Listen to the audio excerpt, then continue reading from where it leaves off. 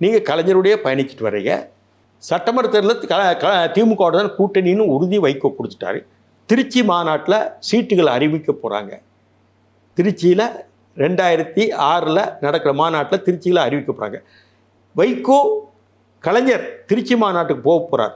அன்னைக்கு night Rockfort express ஏறி திருச்சிக்கு போய் ஒரு நாளைக்கு முன்னாடி மாநாட்டுக்கு ஒரு நாளைக்கு முன்னாடி போயிருந்தார்.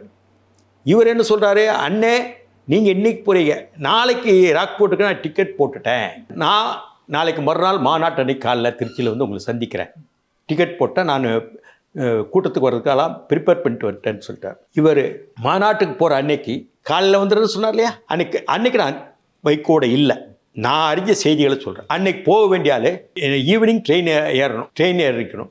அந்த ட்ரெயின் ஏறாமல் கலைஞர் அங்கே சென்னைக்கு அங்கே போயிட்டார் இல்லையா, எங்கே அன்னைக்கு காலைல ஜெயலலிதா வீட்டுக்கு அந்த அம்மா போயஸ் கார்டனுக்கு போயிட்டார். நான் சொல்கிறேன், அந்த அம்மா போடோ சிறையில் உங்களை போட்டு 1.5 வருஷம் 2 வருஷம் உள்ளே இருந்தீங்க. ஒரு கூட்டணி பேசுகிறாப்புல இருந்தால் புது கூட்டணி புதுசாக ஃப்ரெஷ்ஷாக நீங்கள் பேசணும். 2 மாதம் 3 மாதம் ஆகும் இல்லையா, ஒரே நாளில் 35 சீட்டு தயாராக முடியுமா? அப்படி இருக்கும் பொழுது நீங்கள் அங்கேயே பேச்சுவார்த்தை வச்சுக்கிட்டு கலைஞர்கிட்ட போய் வீட்டில் சிஐடி சந்திச்சு அண்ணே நாளைக்கு வாரேன்னு சொல்லக்கூடாதுல்ல. இது என்ன மாதிரிது?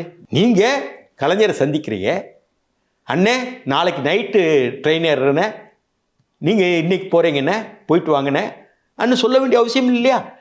அப்படி என்றால் ட்ரெயின் ஏறுற அன்னைக்கு காலையில் போயஸ் கார்டன் போகிறீங்கன்னா ஒரு கலைஞரை சந்தித்த ஒரு 10 மணி நேரத்தில் 35 சீட்டு பேசி முடிக்க முடியுமா? நான் கேட்குறேன். நான் அன்றைக்கி அவரோட இல்லை, இதெல்லாம் ஏன் சிந்தனை இல்லை நான் சொல்கிறேன். அப்பனால் இந்த கூட்டணி வந்து 2 மாதமாக பேசப்பட்டிருக்கணும், 35 சீட்டு பேசப்பட்டு. அப்புறம் இடையில வந்து திமுகவை ஏன் நம்பிக்கையை கொடுத்தீங்க? திமுகவுக்கு நீங்கள் அன்றைக்கே விலை இருக்க வேண்டியதானே அதிமுக கூட்டணிக்கு போகிறேன்னு.